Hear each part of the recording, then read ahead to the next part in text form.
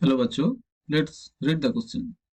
If if the angle alpha beta gamma of a triangle satisfy that relation, okay, equals to 3 by 2, then that triangle is acute angle, a right angle और isosceles triangle और isosceles right angle. तो इनमें से कौन सा सही होगा हमें चुनना होगा. और देखो, सबसे पहले ये अल्फा बीटा गामा तो एक ट्राइंगल का एंगल है. एंगल से मतलब इसका जो साम होगा ना, वो क्या होगा, जरूर पाई होगा. अब देखो, अल्फा को ऐसे लिख सकते हो ना, पाई माइनस बीटा प्लस गामा. ठीक है. अब देखो, ये जो एक्सप्रेशन है, सबसे पहले इसको लिख लो. यहाँ पर जो sine of alpha minus beta थे ना, अल्फा को चेंज कर लो, मतलब पाई माइनस इस तरफ से लिख लो. तो क्या आएगा, देखो, पाई minus beta plus gamma, minus beta तो थे, बाई 2 होगा. ठीक है. अब देखो, इस तरफ से सेम तरीके से लिख लो. यहाँ पर अल्फा को लिख लो pi minus beta plus gamma, minus gamma तो यहाँ पर थे, इसको बाई 2 लिख लो. और यहाँ पर देखो साइन, यहाँ पर 3/2 तो थे, और अल्फा को लिख सकते हो पाई माइनस बीटा प्लस गामा. ठीक है. तो इस तरफ से इसको लिख लो, ये 3/2 के बराबर है. अब देखो, यहाँ पर तो साइन ऑफ क्या थे, यहाँ पर इसको लिख लो पाई/2 माइनस, देखो क्या होगा, 2 बीटा, माइनस कॉमन ले लूँ तो 2 बीटा प्लस गामा होगा ना. और यहाँ पर क्या होगा, देखो, पाई/2 को अलग कर लो, यहाँ पर जो आएगा माइनस बीटा प्लस 2 गामा होगा. ठीक है. और यहाँ पर देखो क्या होगा, साइन ऑफ 3 पाई/2 माइनस क्या होगा, 3/2 इंटू बीटा प्लस गामा होगा ना, ये आएगा 3/2. अब देखो, यहाँ पर साइन पाई/2 माइनस थीटा क्या होता है, साइन पाई/2 माइनस थीटा मतलब कॉस थीटा होता है. तो cos of 2 beta plus gamma होगा ना.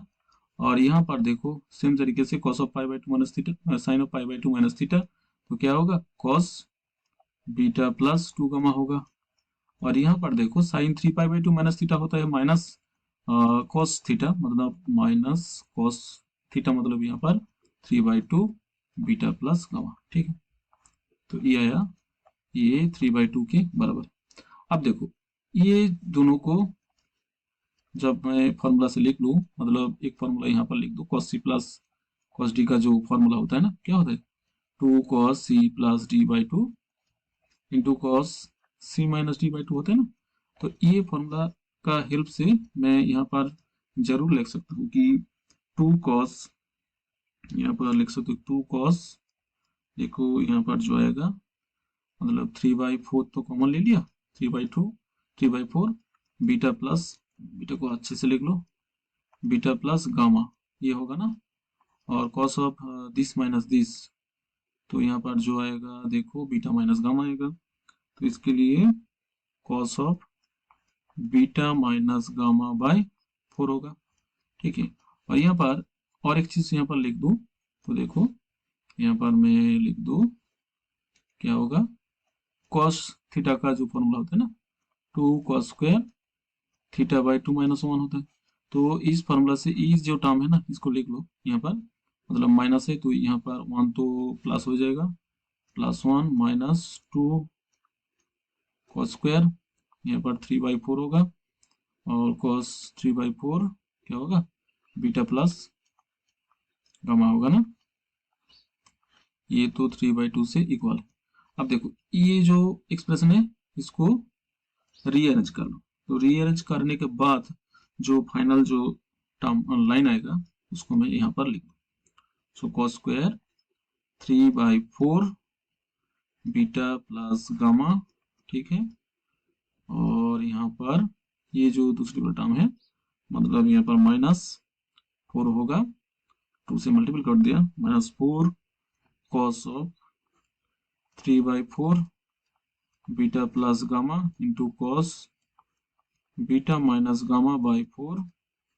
और यहाँ पर जो आएगा, यहाँ पर देखो -2 मतलब +1 आएगा, इक्वल्स टू 0. ये जो इक्वेशन है ना, ये तो क्वाड्रेटिक इक्वेशन है. किसका क्वाड्रेटिक इक्वेशन है, ये है क्वाड्रेटिक इक्वेशन किसका, इसका ना cos of 3/4 into beta plus gamma का, बीटा प्लस गामा का जो ये क्वाड्रेटिक इक्वेशन है। तो इसका जो रियल रूट होगा जरूर डिस्क्रिमिनेंट तो ग्रेटर देन 0 होगा। यहाँ पर डिस्क्रिमिनेंट, चलो नेक्स्ट पेज पे चलते हैं।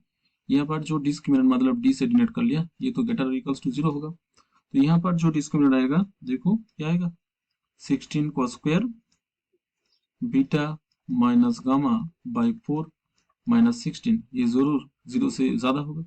और देखो ये एक चीज तो यहाँ पर इस तरफ से लिख लो, मतलब cos square beta minus gamma by 4, ये जो टर्म है ये 1 से ज्यादा होगा।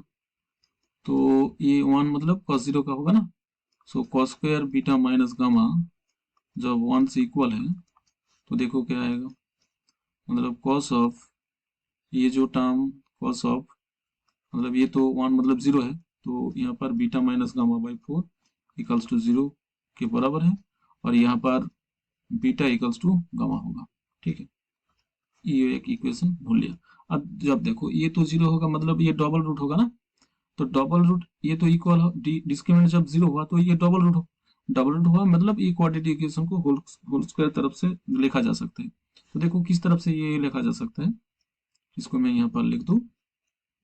देखो ये आएगा cos 3/4 बीटा प्लस गामा, और यहाँ पर हाफ आएगा, माइनस हाफ होगा, माइनस हाफ, ये होल स्क्वायर इक्वल्स टू 0 होगा जरूर। तो यहाँ पर बोल सकते हो कि cos 3/4 बीटा प्लस गामा जरूर हाफ से इक्वल होगा, हाफ मतलब cos 60 होगा। तो यहाँ पर cos cos से कैंसिल कर दो, तब यहाँ पर बीटा प्लस गामा क्या होगा, देखो 80 होगा। अब हमें तो पता है alpha plus beta plus gamma 180 है, तो अल्फा क्या होगा, बीटा प्लस गामा का तो वैल्यू है 80 मतलब 180 डिग्री, और यहाँ पर जो आएगा अल्फा इक्वल्स टू मतलब 180 माइनस 80 मतलब 100, ठीक है।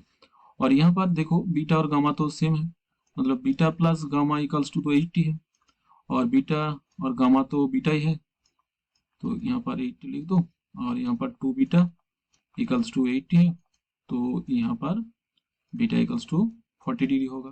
तो बीटा 40 डिग्री तो गामा तो 40 डिग्री होगा, क्योंकि गामा और बीटा तो इक्वल है ना, गामा और बीटा तो इक्वल है। तो अब यहाँ पर जो आया देखो अल्फा इक्वल्स टू 100 डिग्री हुआ, और यहाँ पर जो बीटा हुआ वो तो 40 डिग्री हो गई, और जो गामा यहाँ पर थी वो 40 डिग्री। ये तो एंगल्स आ गया, ठीक है। तो देखो ये तो एंगल राइट एंगल नहीं हो सकता, ठीक है, राइट एंगल ट्रायंगल नहीं हो सकता। और ये तो आइसोस्केल हो सकता है, ठीक है, आइसोस्केल हो सकता है। और देखो और यहाँ पर तो ये एक्यूट एंगल नहीं है, ये तो ऑब्ट्यूज एंगल है, मतलब एक तो एंगल 90 से ज्यादा है, तो ये एक्यूट एंगल नहीं है, ये एक्यूट एंगल नहीं है। चलो ऑप्शन पे चलते हैं एक एक करके। मैं देखो यहाँ पर ये ट्राइंगल इज एक्यूट एंगल नहीं है, बट यहाँ पर देखो राइट एंगल बट नॉट आइसोस्केल, ये तो राइट एंगल नहीं है, इसके लिए ये गलत हो गया। और देखो यहाँ पर आइसोस्केल बोल दिया, ये तो सही है, आइसोस्केल ही है, क्योंकि दोनों तो एंगल यहाँ पर देखो दोनों एंगल तो सेम है ना, मतलब यहाँ पर देखो तो जो बीटा और यहाँ पर जो गामा ना दोनों तो इक्वल है, 40 डिग्री से इक्वल है। तो देखो यहाँ पर तो नेक्स्ट जो यहाँ पर जो नेक्स्ट ऑप्शन है ना, मतलब ऑप्शन 4 आइसोस्केल राइट एंगल।